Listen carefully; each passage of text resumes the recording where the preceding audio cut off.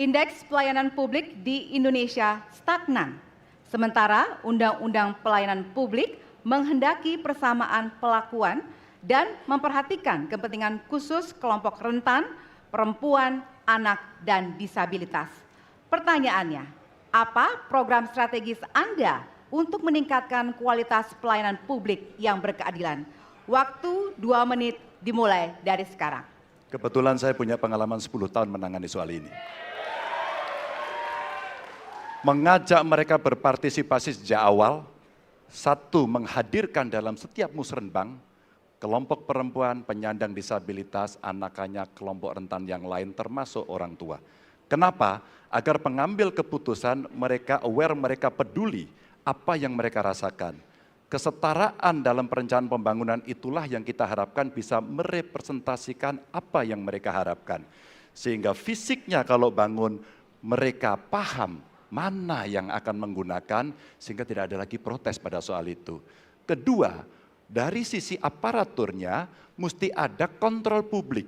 Maka kalau saya membuat pengalaman kami membuat lapor gub sebagai satu ruang komplain publik yang pemerintah nggak boleh baperan, pemerintah harus menerima seluruh masukan dan kritikan, inilah yang akan kita angkat menjadi government super apps. Sehingga ketika itu tidak berjalan, pemerintah tertinggilah yang harus kemudian mengambil alih itu, sehingga pelayanan akan bisa jauh lebih baik, sehingga kelompok-kelompok ini harus mendapatkan afirmasi.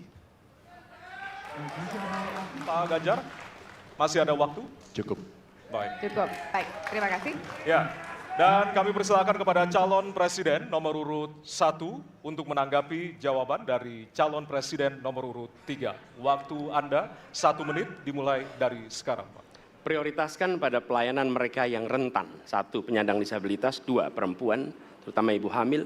3, anak-anak dan lansia. Itu prioritas. Kemudian pelayanannya.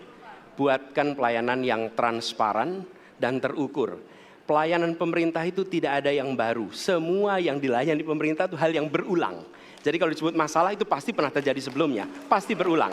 Lalu apa yang dikerjakan? Kami buat ketika dulu di Jakarta namanya Jaki.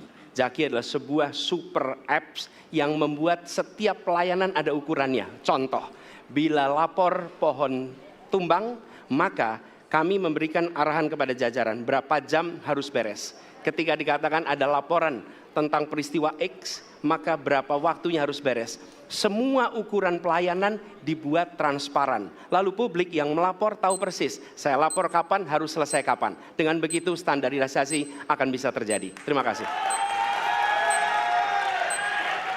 Baik. Terima kasih atas tanggapannya. Silahkan kepada calon presiden nomor urut 2 untuk menanggapi jawaban calon presiden nomor urut 3. Waktunya 1 menit dari sekarang. Menurut pandangan saya, kelompok rentan itu juga termasuk para petani dan nelayan.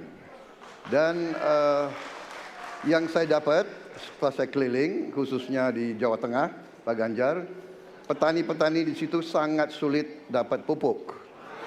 Dan mereka mengeluh dengan kartu tani yang Bapak luncurkan, ini mempersulit mereka dapat pupuk. Jadi sebetulnya mereka ingin pupuk itu pengadaannya disederhanakan. Saya kira mungkin Bapak bisa menjawab masalah itu. Terima kasih. Waktu Pak Prabowo. Cukup. Cukup. Nggak usah lama-lama. Baik. Baik, terima kasih.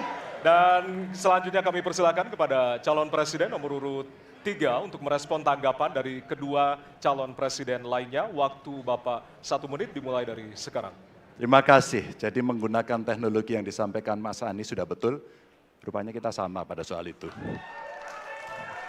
Tapi untuk Pak Prabowo saya harus mengingatkan Pak, pupuk langka terjadi di Papua Pak. Pupuk langka terjadi di Sumatera Utara Pak. Pupuk langka terjadi di NTT, NTB, Kalimantan Timur termasuk bensin. Mungkin Bapak sedikit agak lupa untuk saya bisa mengingatkan, karena Bapak pernah menjadi ketua HKTI. Pak, data petani kita tidak pernah beres. Maka kalau kemudian satu data petani itu bisa kita kelola, maka distribusi pupuknya harus bisa sampai dan tepat sasaran. pada saat yang sama kuota pupuk tidak boleh dibatasi. Maka ini yang saya telepon langsung kepada Pak Wapres saat itu. Pak Wapres please, kasih tambahan. Kalau tidak cukup. Dan ini terjadi di seluruh Indonesia. Maka inilah mesti kita kerjakan nanti.